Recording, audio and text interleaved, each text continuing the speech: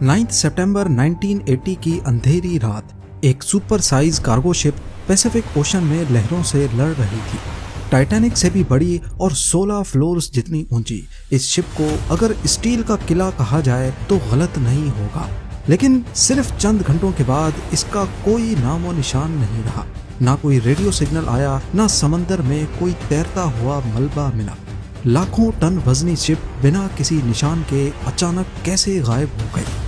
Authorities की जानिब से 20 सालों तक दुनिया को सिर्फ एक ही बात बताई गई कि बस शिप डूब गई है। लेकिन जब क्रू में मौजूद एक शख्स के बाप ने सच्चाई का पता लगाना शुरू किया तो जो कुछ समंदर के नीचे छुपा था उसने सबकी आंखें खोल कर रख दी। ज़ेम टीवी की वीडियोस में एक बार फिर से खुशामदीद। नाजरीन, 9 सितंबर 1980 की शाम पैसिफिक ओशन की गहरी लहरों को चीरता हुआ एक बेपनाह बड़ा कार्गो शिप MV डर्बिशर जापान की तरफ रवाना था। लेकिन उसी वक्त ईस्ट की तरफ से एक और मेहमान उसकी तरफ बढ़ रहा था, टाइफून ऑर्किड। एक तूफान जो हर घंटे के साथ और भी ज्यादा खतरनाक होता जा रहा था। MV डर्बिशर पिछले 8 हफ्तों से मुसलसल सफर कर रही थी। कनाडा की आयरन माइन से 1,50,000 टन लोहा उठाने के बाद अटलांटिक ओशन को पार किया, अफ्रीका के सदर्न किनारे से गुजरी और इंडियन ओशन की लहरों को छांटती हुई अब आखिरी मंजिल के करीब थी। शिप पर 42 तजर्बाकार लोग, जिसमें इंजीनियर्स, हेल्पर्स और एक्सपर्ट्स शामिल थे, अब बस अपने सफर के आखिरी चंद घंटे गिन रहे थे। लेकिन शायद किस्मत को कुछ और ही मंजूर था। शिप के कैप्टन जाफरी अंडरहिल, जिनको 20 साल का एक्सपीरियंस था, वो इस मिशन के जिम्मेदार थे। उनकी बीवी भी इंग्लैंड से जापान आ चुकी थी, लेकिन उनका मिलना अब सिर्फ एक ख्वाब बनकर रह जाएगा। कई दिनों से कैप्टन अंडरहिल वेदर रिपोर्ट्स पर भरोसा कर रहे थे। वो अपने कैरियर में ऐसे कई तूफान देख चुके थे। उन्हें यकीन था कि डर्बिशर टाइफून को आसानी से फेस कर सकती है। इस मकाम पर सेफ हार्बर भी काफी दूर था, लिहाजा तूफान से लड़ना ही आखिरी हल था। कैप्टन ने स्पीड कम की और शिप की डायरेक्शन लहरों की तरफ थोड़ी सी घुमा दी। तूफान के दौरान शिप्स आम तौर पर ऐसा ही करती हैं ताकि स्टेबिलिटी बरकरार रहे। साथ ही कैप्टन ने एक इमरजेंसी मैसेज भी सेंड किया, जिसमें उन्होंने हालात के बारे में आगाह किया और शिप की करंट लोकेशन भी भेज दी। पर तूफान का गुस्सा बढ़ता जा रहा था। लहरें 10 मीटर से भी ऊंची हो चुकी थीं, कुछ तो डर्बिशर के बराबर की लंबाई तक जा चुकी थीं। 1000 फीट लंबाई के साथ डर्बिशर टाइटैनिक से भी लंबी और चौड़ी थी और इसकी ऊंचाई 16 स्टोरी बिल्डिंग जितनी। ये कोई आम शिप नहीं, एक state of the art steel का किला था और इसको बनाया ही दुनिया के सबसे खौफनाक समंदर से टकराने के लिए था। और इसीलिए ही कैप्टन के लिए टाइफून ऑर्किड एक मामूल का हिस्सा लग रहा था। लेकिन समंदर की अंधेरी गहराइयों में कुछ ऐसा होने जा रहा था जो किसी ने कभी सोचा भी नहीं था। उसी रात 2 और बहरी जहाज भी इस टाइफून का मुकाबला कर रहे थे, लेकिन अगली सुबह वो दोनों जहाज तो सही सलामत पोर्ट तक पहुंच गए, लेकिन MV डर्बिशर का कोई अता पता ना चल सका। ये स्टील का किला अचानक कहीं गायब हो गया बिना किसी निशान के। आने वाले 20 सालों तक दुनिया को ये समझ ही नहीं आया कि आखिर उस रात क्या हुआ था। 9 सितंबर 1980 की शाम MV डर्बिशर ने आखिरी बार रेडियो मैसेज किया था। उसके बाद ना कोई डिस्ट्रेस कॉल, ना कोई फाइनल मैसेज, और फिर अगले 6 दिनों तक खामोशी का एक भयानक समा। शिप के ओनर्स ने भी उसे मिसिंग रिपोर्ट नहीं किया। शायद उन्हें यकीन था कि बस रेडियो कांटेक्ट टूट गया है और डर्बिशर फिर से समंदर के किनारे कहीं नजर आ जाएगी। लेकिन दिन गुजरते गए पर डर्बिशर की कोई खबर नहीं आई। 15 सितंबर को पहली दफा शिप की गुमशुदगी की फिक्र महसूस की गई। एक इंटरनेशनल सर्च मिशन लॉन्च किया गया। हेलीकॉप्टर्स, एयरप्लेन्स, नेवल शिप्स सब समंदर की छाती पर डर्बिशर के आखिरी कोऑर्डिनेट्स को अच्छी तरह छान मारते हैं, लेकिन इतने बड़े बहरी जहाज का एक टुकड़ा भी कहीं तैरता हुआ ना मिला। 6 दिनों के बाद सर्च ऑपरेशन बंद कर दिया जाता है। अथॉरिटीज ने ये कहकर मामला रफा दफा कर दिया कि बस समंदर ने उसे निगल लिया, और ये नतीजा फौरन बिना किसी इन्वेस्टिगेशन के निकाल लिया गया। जिस तेजी से सर्च ऑपरेशन और इन्वेस्टिगेशन खत्म हुई, उसी तेजी से न्यूज कवरेज भी। ایم وی ڈربشر کے کریو کی فیملیز نے کئی ریکویسٹ بھیجی، لیکن انہیں صرف اتنا بتایا گیا کہ انویسٹیگیشن کرنے جیسا کچھ ہے ہی نہیں۔ مرنے والوں کے خاندان سے یہ بات ہضم نہ ہوئی۔ ان کو ایسا لگ رہا تھا جیسے کوئی بات جان بوجھ کر چھپائی جا رہی ہو۔ ایم وی ڈربشر ایک اسٹیل کا عالمگیر جائنٹ برٹین کے مشہور سوان ہنٹر شپ یارڈ میں صرف 4 سال پہلے بنایا گیا تھا۔ ایک ایسی شپ جو 1.5 لاکھ ٹن سے زیادہ مال لے جا سکتی تھی اور جو 20 سال پہلے تک کی شپ سے 4 گنا زیادہ لوڈ اٹھا سکتی تھی۔ لیکن اس دفعہ بات صرف سائز کی ہی نہیں تھی، ڈیزائن بھی نیا تھا اور ڈربشر ایک OBO کیریئر تھی۔ یہ نئے زمانے کی ایک ایسی شپ تھی جو ایک سائیڈ سے آئل جبکہ دوسری سائیڈ پہ آئرن اور بھر کے لے جا سکتی تھی۔ اس کا سب سے بڑا فائدہ شپنگ کاسٹ کو کم کرنا تھا اور اسی وجہ سے یہ کبھی بھی خالی لوٹ کر نہیں جاتی تھی۔ اگر آئل چھوڑا تو واپس آئرن اور لے جاتی تھی، یعنی شپ ہمیشہ چلتی رہے گی اور کمپنی کو فائدہ دیتی رہے گی۔ ٹریڈیشنل شپس کے مقابلے میں ایم وی ڈربشر 30% تک زیادہ ریونیو بنا سکتی تھی۔ اس کا شمار برج کلاس کی شپس میں ہوتا تھا اور اس وقت ایسی صرف 6 ہی شپس پوری دنیا میں اویلیبل تھی۔ اسے برٹین کے سوان ہنٹر نامی شپ یارڈ نے بنایا تھا۔ اس وقت اس کمپنی کو کافی چیلنجز کا سامنا کرنا پڑ رہا تھا، کیونکہ ان کا مقابلہ تھا جاپان اور ساؤتھ کورین شپ یارڈ سے جو وہی شپس زیادہ سستی اور زیادہ جلدی بنا رہے تھے۔ سوان ہنٹر جو کبھی دنیا کی شپ بلڈنگ انڈسٹری کا بے تاج بادشاہ ہوا کرتا تھا، اب جاپانیز اور ساؤتھ کورین کمپنیز کی وجہ سے کافی دباؤ کا شکار تھا۔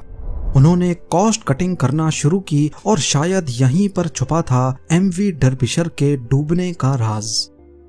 اس حادثے کے بعد کئی گھروں میں اندھیرا چھا گیا، لیکن ایک شخص ایسا تھا جس کے لیے یہ صرف ایک نقصان نہیں، ایک مشن بن گیا۔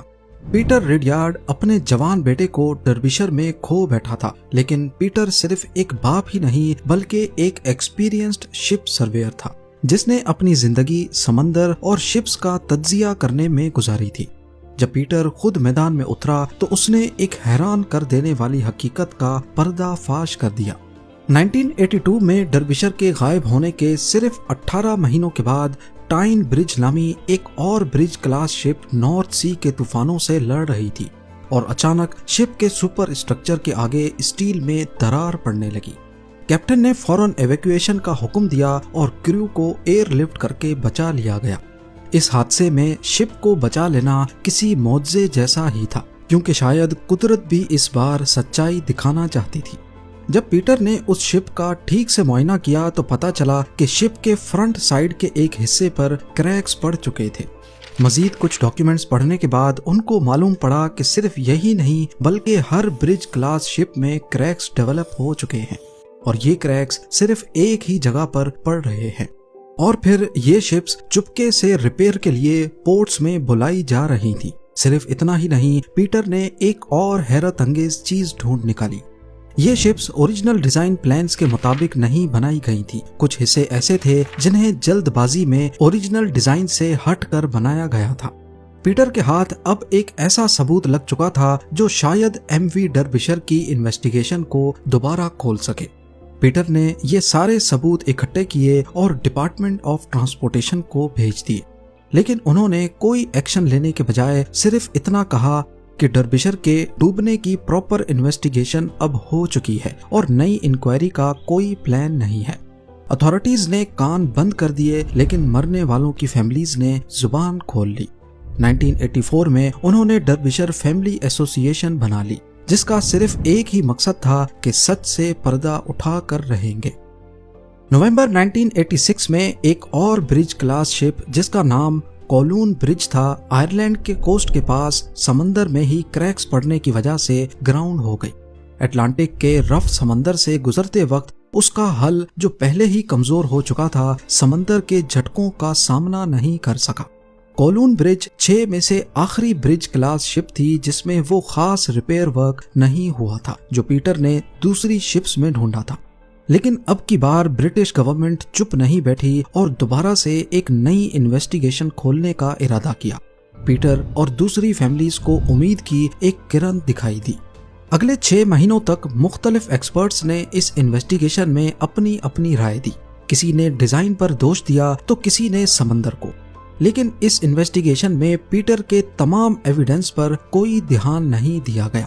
اس کے ثبوت جو ڈائریکٹلی اسٹرکچرل فیلئر کی طرف اشارہ کرتے تھے ان کو بڑی چالاکی سے دبا دیا گیا.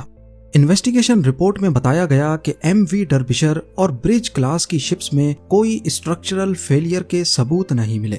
ڈربشر بس ایک اور شپ تھی جو سمندر کی لہروں کا شکار بن گئی. فیملیز جو پچھلے کئی سالوں سے یہ لڑائی لڑ رہی تھیں ان کے لیے یہ رپورٹ کسی تماچے سے کم نہیں تھی. دوسری انویسٹیگیشن کے بعد اب فیملیز کا حوصلہ ٹوٹ رہا تھا. ان کا صرف یہی کہنا تھا کہ ڈربشر کا راز سمندر نہیں بلکہ سسٹم میں چھپا ہے. لیکن ان فیملیز نے کبھی ہمت نہیں ہاری. 1994 میں انٹرنیشنل ٹرانسپورٹ ورکرز فیڈریشن کے ساتھ مل کر ایک پرائیویٹ انویسٹیگیشن ٹیم بنائی گئی. سب نے مل کر اس مشن کا خرچہ برداشت کیا اور ایم وی ڈربشر کو 14 سالوں کے بعد سمندر میں تلاش کرنے کا پلان بنایا گیا.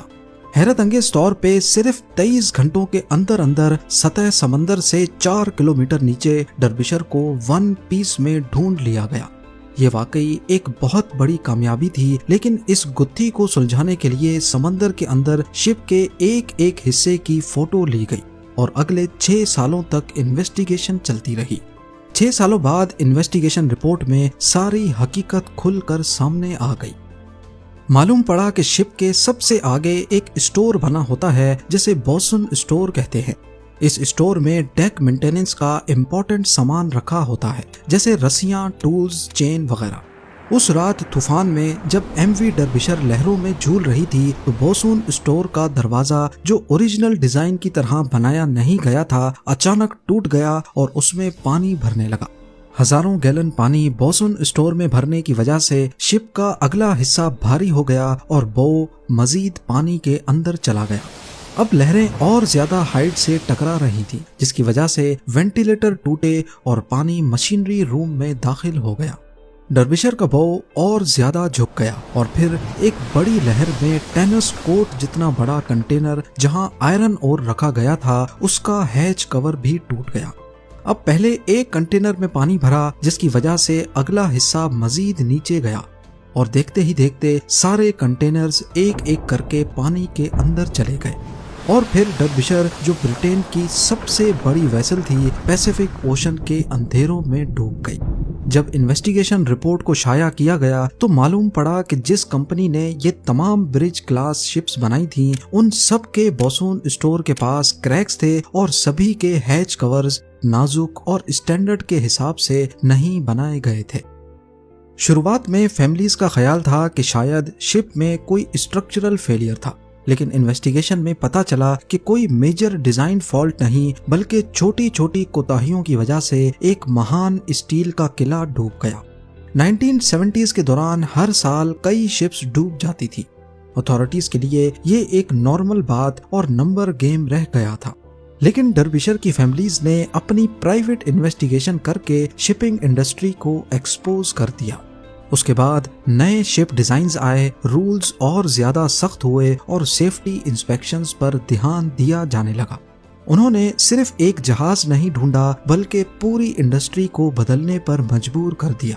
آج بھی شپنگ انڈسٹری کے کئی رولز ایسے ہیں جنہیں ایم وی ڈربشر کی وجہ سے بنایا گیا تھا جو خود پیسیفک اوشن میں 4 کلومیٹر نیچے اوشن فلور پر خاموشی سے پڑی ہے. امید ہے زین ٹی وی کی یہ ویڈیو بھی آپ لوگ بھرپور لائک اور شیئر کریں گے. آپ لوگوں کے پیار بھرے کامنٹس کا بے حد شکریہ. ملتے ہیں اگلی شاندار ویڈیو میں.